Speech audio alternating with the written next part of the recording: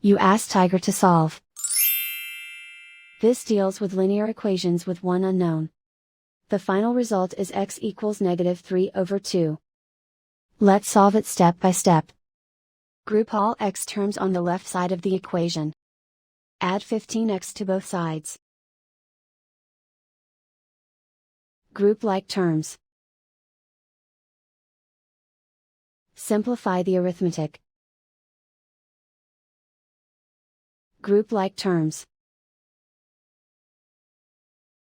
Simplify the arithmetic. Group all constants on the right side of the equation.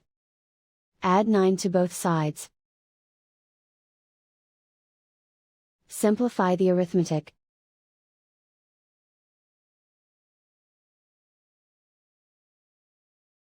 Isolate the x. Divide both sides by 18. Simplify the fraction. Find the greatest common factor of the numerator and denominator. Factor out and cancel the greatest common factor. And so the final result is x equals -3/2.